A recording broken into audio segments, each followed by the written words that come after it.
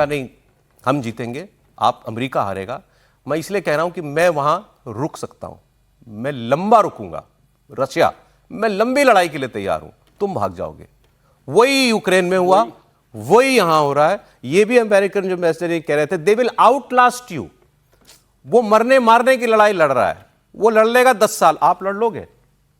America लड़ लेगा, पीछे खड़ा हो जाएगा। यूक्रेन के पीछे से तो भागने को तैयार है ट्रंप। नहीं, जो उसने बात कही वो बहुत स्पष्ट कही, जिसका जिक्र हम लोग कम कर रहे थे, जिसके बारे में हम जिक्र नहीं कर रहे थे, कि IRGC एक मुल्ला रिजिम के लिए खड़ा है।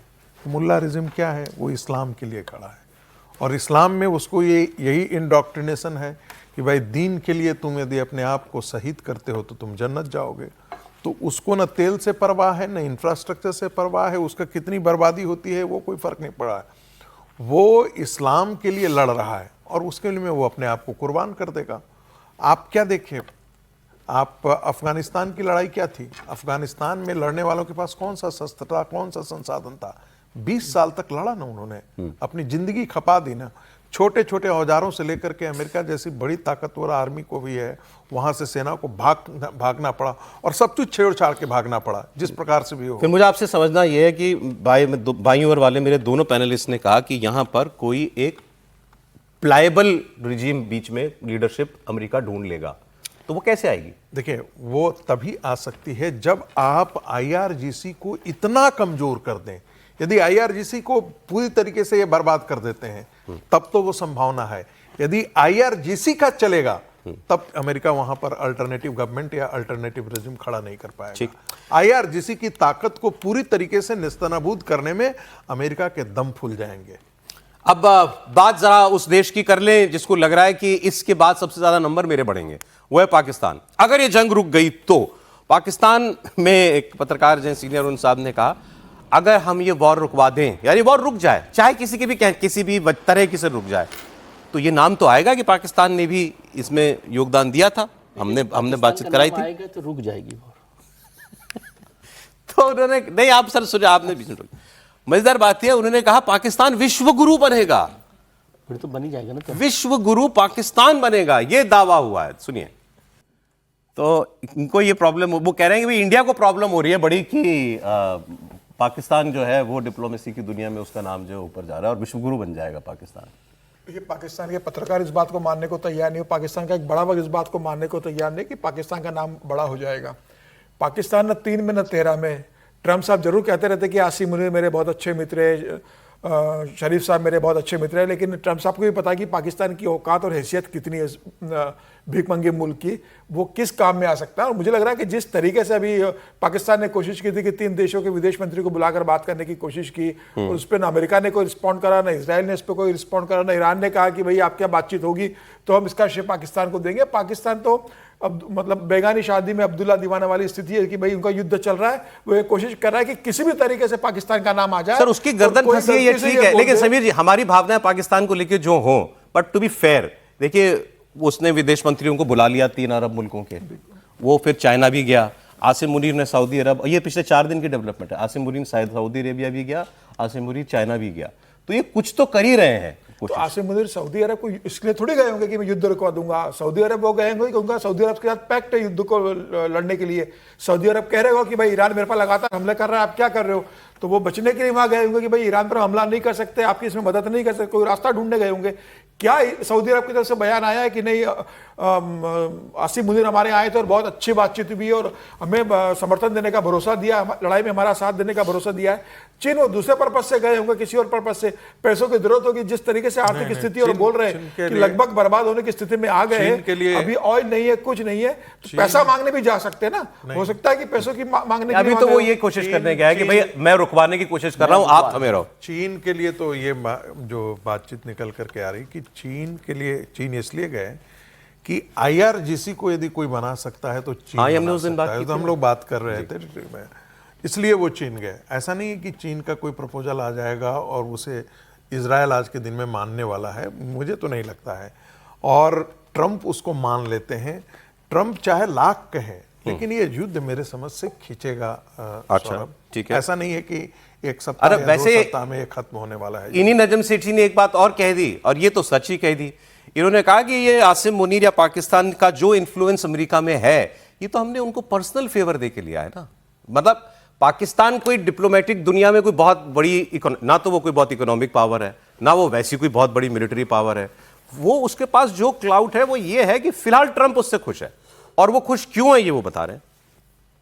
अब सर आपसे समझना ये है, ऐसे वाले रिश्ते कितने दिन चलते हैं?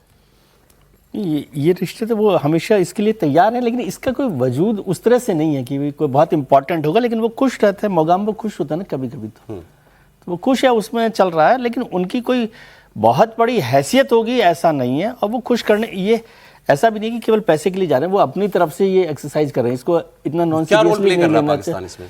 नहीं, वही पोस्टमैन वाला या उस तरह से कि भी कोई भूमिका उनकी हो जाए, बड़ी भूमिका ना हो, छोटी भूमिका हो जाए, और कहे कि देखिए सर हम लोग खड़े हुए हैं, हम इस काम को कर रहे हैं, उस भूमिका। इसको इतना नॉन सीरियसली नहीं लेना चाहिए। पाकिस्तान अपनी कोई ना कोई जगह उसमें बनाना चाहता है, और उसकी एक बड़ी वजह यह है कि भाई इस्लामिक कंट्री के तौर पर भी वो और मुल्कों के साथ मिलकर और अमेरिका के साथ है। अमेरिका का जो आशीर्वाद है कहना चाहिए वो उनके साथ है, तो ये भी तो उनको ताकत देता है। जिन लोगों के साथ वो मीडिएट कर रहे हैं, भाई दो जो पार्टियां झगड़ रही हैं, एक पार्टी का नजदीकी है वो। हाँ, तो इसलिए उससे एक वजन मिलता है ना कि हाँ भाई ठीक है, ये बात को कम्युनिकेट तो कर सकते हैं ना। कई बार होता है आप बड़े लोगों के लिए एक ऐसे आदमी को तलाश करते हैं कि जो उनका वो रखता हो, विश्वास रखता हो। अब मुझे ये बताइए, मान लीजिए पाकिस्तान का कोई रोल इसमें है और ये जंग रुक जाती है। फर्ज करें कि कल को ट्रंप एक दिन खड़े हो जंग रुकने के बाद और कहें कि I want to thank Pakistan, Pakistan ने युद्ध में जो है, इस युद्ध में, युद्ध रुकवाने में जो है, या ईरान को कन्विंस करने में, या ईरान कहे कि भाई पाकिस्तान ने इसमें हमारी मदद की।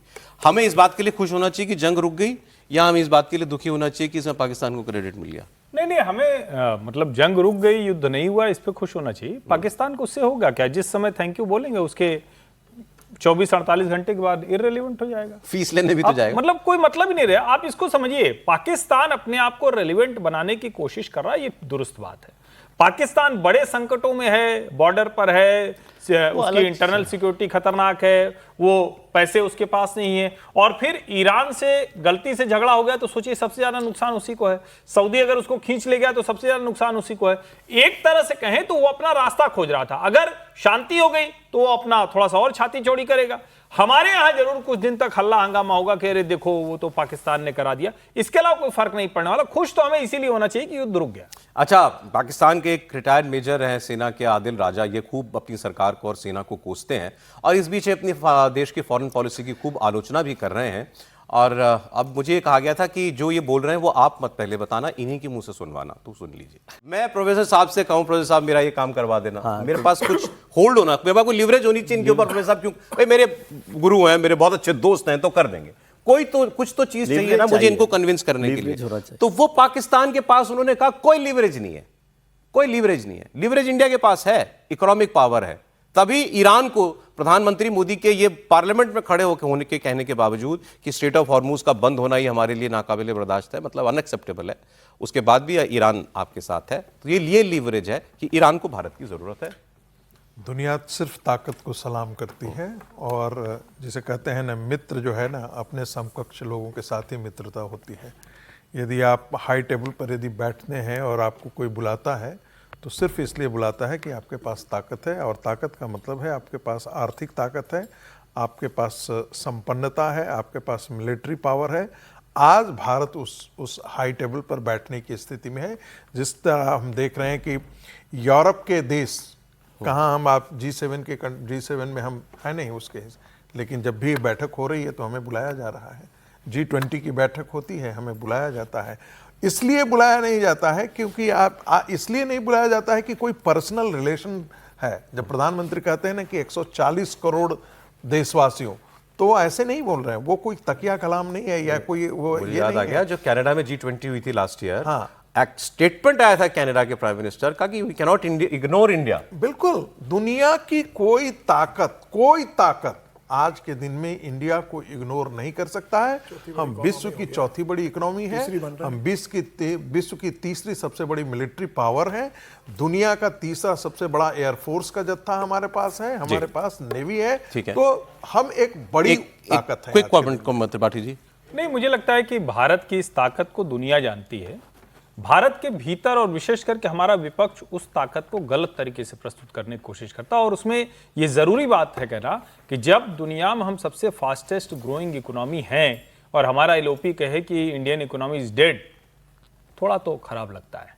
मतलब इसमें और हमारी गुंजाइश कितनी है, हमारा लिवरेज कितना है, हमारी ताकत कितनी है, वो तो अमेरिका को पता है, कहता है हमारा स्ट्रेटेजिक पार्टनर है, इजराइल भी कहता है, सऊदी भी कहता है। और जो आपने एक लाइन की बात कही कि संसद में बोलने के बावजूद ईरान भी चाहता है, और आज उनके जो खामेनेई के प्रतिनिधि भारत में है उन्होंने बहुत प्रशंसा की है भारत की। नहीं, एक वो इंडियन एम्बेसी का वो पोस्ट देखा आपने, इसमें कहा कि our Indian friends need not worry, एक पोस्ट ऐसा भी आया। मैंने नहीं देखा, लेकिन हाँ उन्होंने बहुत प्रशंसा की।